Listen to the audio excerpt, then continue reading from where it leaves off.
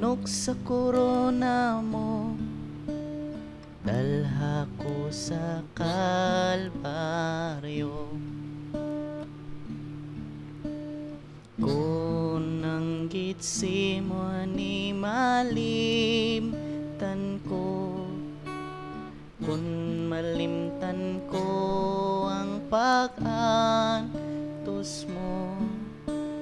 Kung malimtan ko ang gugma mo, dalha ko sa kalbaryo.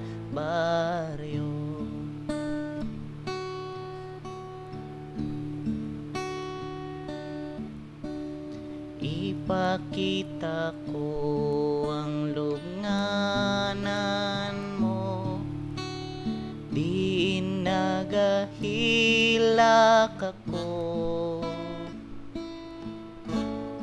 Mga manulunda dito, nagbantay sa pagkatulog mo. Kunang Getsemani malimtan ko, kung malimtan ko ang pag-antos mo. Kung malimtan ko ang gugma mo, dalha ko sa kalbaryo. Gusto ko nga magdala Ginoo ko, paganto sa lang kanimo. Bisan ko pa mo maoy ang biton ko, dalha ko sa kalbaryo. Kun ang Getsemani malimtan ko, kung malimtan ko ang pag-antos mo. Kung malimtan ko ang gugma mo, dalha ko sa kalbaryo. Kunang Getsemani malimtan ko, kung malimtan ko ang pag-antos mo. Kung malimtan ko ang gugma mo, dalha ko sa kalbaryo. Kung malimtan ko ang gugma mo, dalha ko sa kalbaryo.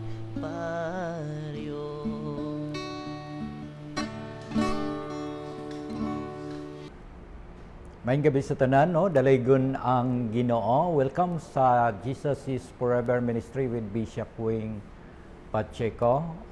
Uban sa ato nga batanon nga singer, si GM. Salamat sa Ginoo sa padayon nga programa. Salamat sa inyong pagsunod. Dili man ko makaanha sa inyo kay mag-Bible study ta tungod sa kalagyo, no? Dili man na easy kung matog Davao, matog Manila, kay mag-Bible study lang dili. Pero naa na may gitawag mga igsoon nga online Bible study. So salamat sa Ginoo sa inyong pagsunod.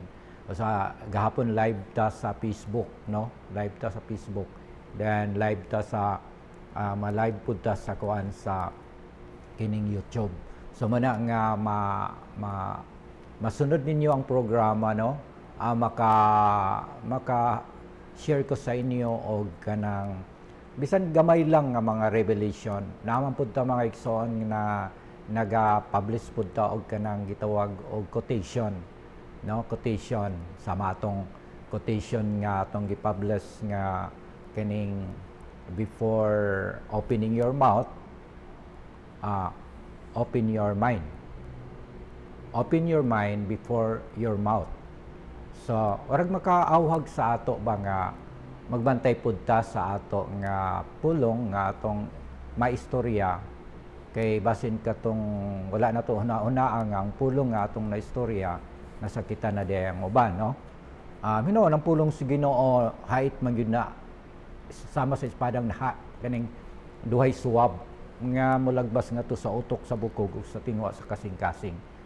Pero naamay kanang gitawag bitaw nga dili gyud nahanay ang delivery sa pulong. Munang kailangan nato una-unaan ang atong istorya para nga ato yung makuan ba malamasan o mapalamian nato ang atong giluto nga pagkaon. So salamat sa Ginoo ni ana. Og tanan nga mga bishop, tanan nga mga pastors organization dinis Bukidnon og dinis sa Cagayan de Oro sa atong amigo nga si Mr. Jag. Salamat sa Ginoo nga i-bless ka sa Ginoo og panalanginan ang business ug bisan pa ang ramal. I-bless sa Ginoo ang CCT, i-bless sa Ginoo pero ni mga business cooperative mga igsoon nga akong ginganlan, no? Og kanang daghan pa nga mga business nga na nahimong kaabag ni katabang nga nagasuporta sa pag-ampo mga igsoon. So salamat sa Ginoo nga ang ato pong igsoon nasa Hawaii nga nagasuporta, dili lang nagsuporta siya sa kining matod pa prayer kundi magpadala po na siya og kanang kuan amount mga igsoon nga makasuporta pod, no? Muna nga maabagan kita sa atong obligasyon din sa telebisyon o sa uban pa nato nga gikinahanglan. So na may nagatabang bisan gani pobre ra kaayo ang ato nga mga kaigsunan dito sa Bohol pero nagapadala gihapon, no? Nagihapoy ilang gipadala nga kantidad nga suporta gihapon daw sa gitawag nga trabaho nato dinhi sa pagwali sa pulong sa Ginoo. So bisan matud pa nila nga gi-interview nato nga bisan dugay kuno nilang na tigom katong nga amount para lang ikasuporta ko nga ho. Salamat sa inyong mga kasing-kasing. Then pag once nagwali na ta, ipaon na nila ang ilang cellphone, dayon tan-awon din nila sa tibok pamilya didto. Tibok gyud pamilya ang galantaw gatanaw.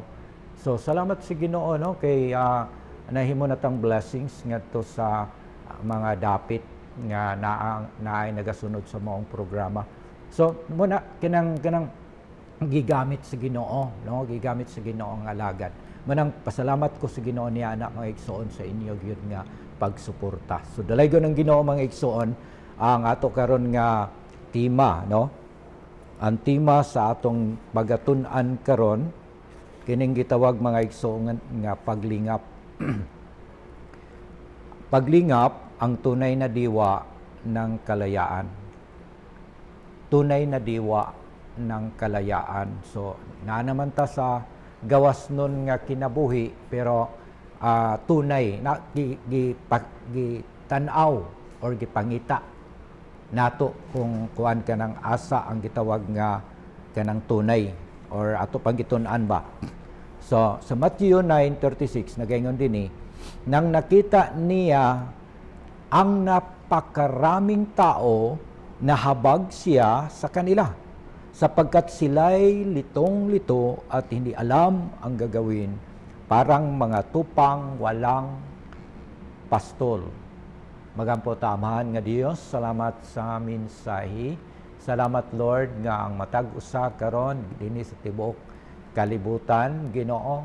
Ako nagaampo nga kung nagsunod sila nining maong programa na sila'y makuha, na sila'y masabtan o kung giampo nga dihugan mo ang mensahe karon Ginoo imong pulong nga naay mo surrender sa pagdawat sa imong mensahe ug naay milagro sa nagsakit. Dalaygon ka sulay katapusan tagay migunahuna madinawatanon kasing-kasing mapuyan sa imong pulong. Dalaygon ka sa ngalan ni Jesus. Amen. Patuloy nating pinag-aralan ngayon ang buwan ng pag-ibig sa Pilipinas, lalo na bilang Kristiyanong Pilipino. Ipinagdiriwang natin ang makasaysayang araw ng kalayaan. Ang makasaysayang araw ng kalayaan mao ang June 12. sariwain natin ang mga naranasan ng ating mga kapwa Pilipinong nag-aalay ng kanilang buhay para makamit ang kasarinlang tinatamasa natin ngayon. Ngunit higit sa pisikal na kalayaan, pag-aralan natin ang mas malalim na kalayaan na dulot ng paglingap ni Kristo sa atin. So, dili naman nato gyud tagsa-tagsa no nga unsa gyud nahitabo sa Pilipinas ngano ang Pilipinas na kining nakagawas gikan sa mga kining gusto nga mo sakop sa ato na atay mga tao nga gigamit sila nga isip mga bayani no mga nibarog nga angkon nato ang kagawasan. So manang naatay gitawag og June 12 araw ng kalayaan. So Freedom Day no ang adlaw sa nakagawasta muna ang gigamit ang mga tao, mga bayani gigamit nga naging bayani para makagawasta. Og dili lang kana siya mo'y ato nga ginatunan, gi-example lamang nato nga mo nay nahitabo mga igsoon sa Pilipinas kay naay gustong musakop, mo control, naay gustong mo manage, pero nakagawas gihapon ta sa maong mga grupo. So naatay kalayaan. Then dili lang sa physical nga anyo mga igsoon nga naatay kalayaan, kundi dapat mga igsoon naapud tay spiritual nga kalayaan. Kay kita bisan pag nakagawas ta sa gitawag mga igsoon nga kaning kalayaan or kagawasan o nakagawas ta gikan sa maong mga grupo, pero ato yung hinumduman mga igsoon nga ulipon paghihapon ta diya sa atong garbo sa kinabuhi, ulipon ta sa kailibgon sa unod ug kailibgon sa mata no. Adunay mga kaibog mga igsoon sa atong mata, sa atong lawas, og kining gitawag mga igsoon nga garbo sa kinabuhi, og kailangan gihapon nato nga kining makontrol kini siyang mga butanga. So kung wala kay Kristo sa imong kinabuhi, dili gihapon nimo ni siya makontrol. Pwede kang uliponon, sumala sa mga news mga igsoon, mga balita karon nga kasagara gyud no, nagbulag nga naman tungod kay wala na nagkasinabot og naa na poy lain nga binuhat nga gika relasyon. So mo nang daghan karon tungod sa kailibgon, dili makontrol nga mga kailibgon, mga igsoon, dili makontrol. So nga naman tungod kay walay tinuod nga Kristo sa ilang kinabuhi nga maoy mo kontrol, og bisan gani mga igsoon gitawag na nga nagsunod na kang Kristo pero naapaghihapon ang panagbulag. Na ay mga pastor na gani pero nagbulag paghihapon sa iyang partner, kay iyang partner maoy ni kaliwa or ning kuan katong gipanumpaan ba nga iyang wala nila tumana ang panumpaan. So na kuan na himong naminyo or nakagtipon sa lain. So naapod mga alagad nga apektado niini mga igsoon. So kailangan gyud nato ang tinuod nga kalayaan. So dinhi nagaingon mga igsoon, hindi simpleng tulong o serbisyo lamang. Ito ang buong pusong pag-aalaga, malalim at malasakit ang pagsakripisyo para sa kapakanan ng iba. Katulad nito, ang ginagawa ni Jesus sa atin, siya ay naglilingkod ng buong puso upang bigyan tayo ng tunay na kalayaan. Bago natin simulan, sagutin natin ang tanong, kailan tayo huling naglilingkod o tumutulong sa isang taong nangangailangan? Ano ang naramdaman natin sa pagkakataong iyon? So, kini siya, usa ni siya kuan kanang icebreaker no. Naabatay natabangan. No, nabakay nakitaan nga tao nga angayan tabangan unya imong natabangan. or at imo lang gilantaw, wala nimo tabangi. No, mostly gyud sa ato, no, sagara gyud. Wala na ta nagkuan, wala na ta nang hilabot pa sa uban nga kuan na hinahanglan, bahala na sila nga musulbad sa ilang problema. Na yung mga grupo, mga igsoon, ang iyang membro nagkasakit, wala duawa sa ospital. No, naagyapon niya na mga kinaiya gyapon na. Or unsa ba na doktrina, pagtulunan ka kana nga gitudlo nga suluha ka ng imong kasakitan diha, ang imong kwarta ako.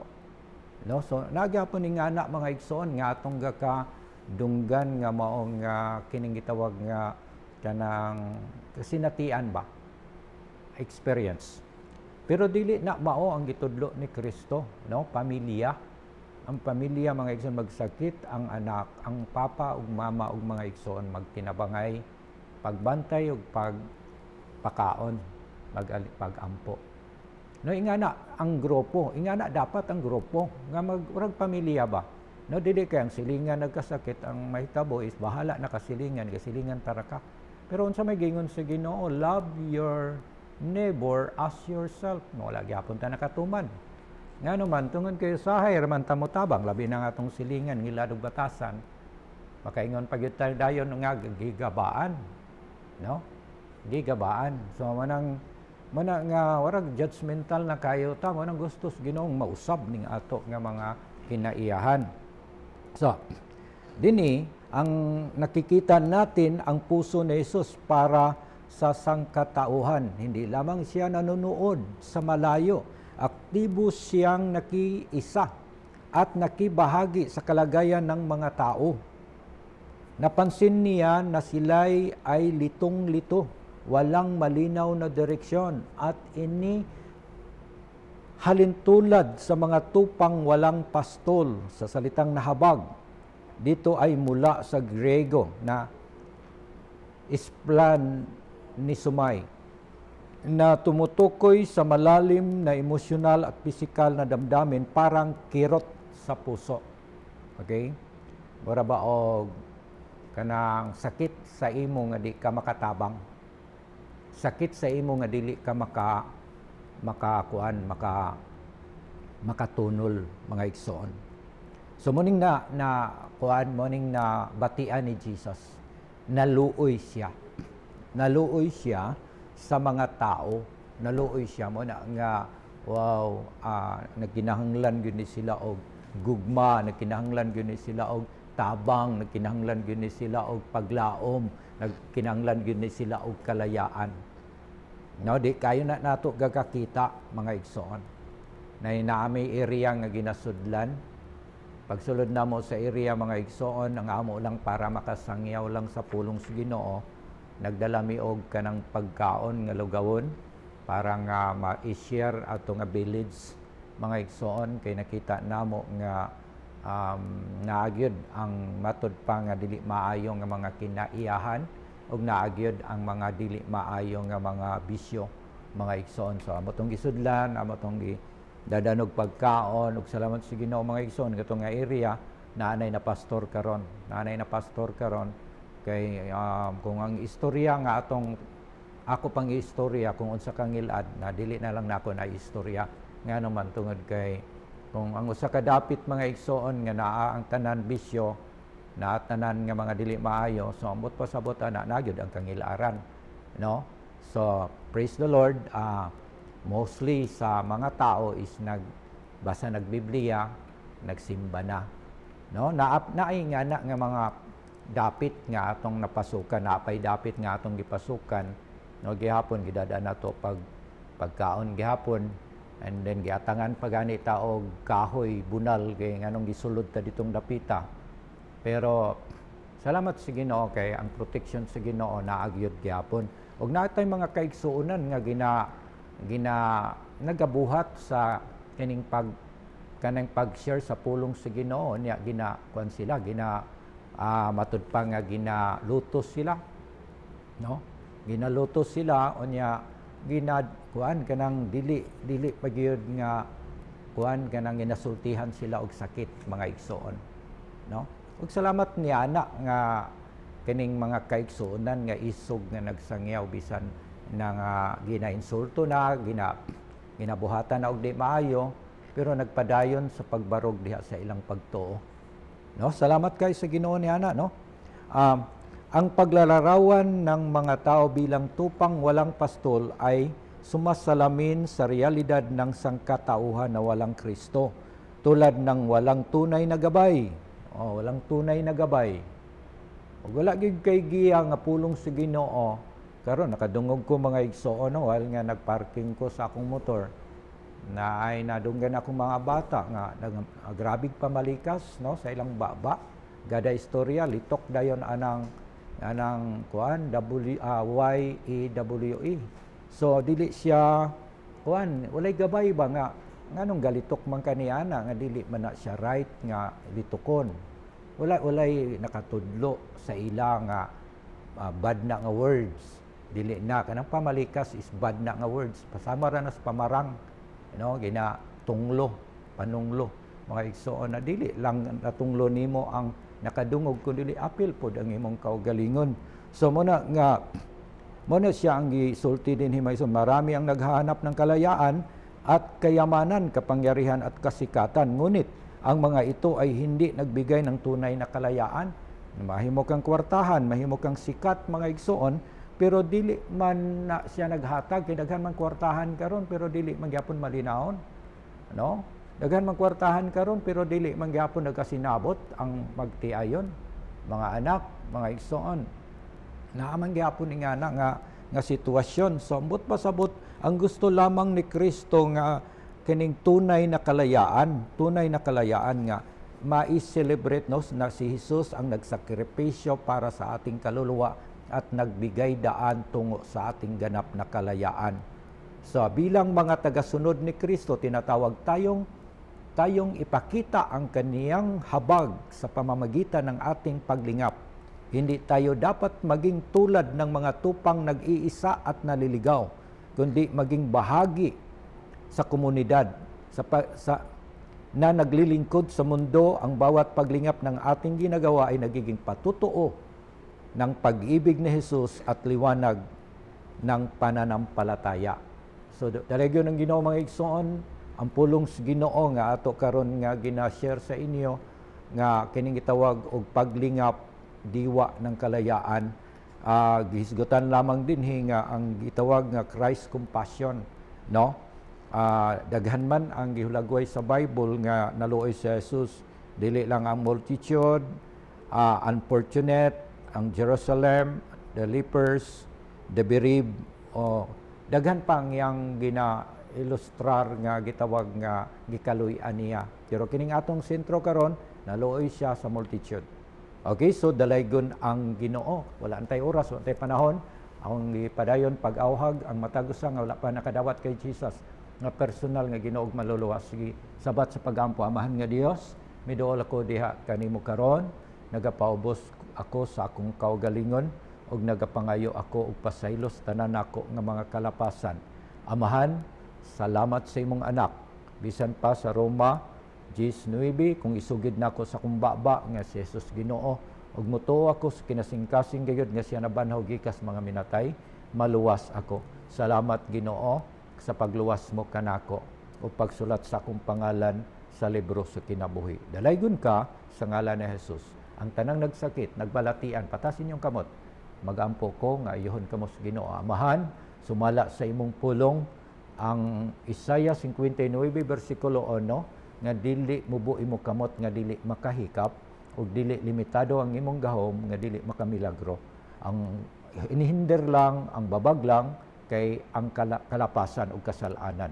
Busa akong gipangayuan og pasaylo ang tanang naay balatian karon nga naa sa ospital, naa sa ilang panimalay, sa ngalan ni Jesus, Lord, pasaylua sila ug hikapa ang ilang mga sakit gikan sa alimpulo paingon sa lapalapa ug ipadayag ang imong milagro sa ilang kinabuhi. Dalaygon ka sa walay katapusan sa ngalan ni Jesus. Amen. Wala na tayo panahon, padayon ang atong pagsunod sa Jesus Forever Ministry o sa atong mga programa, Bible Study on the Earth. Salamat sa Ginoo. Maayong gabi sa tanan. Amen.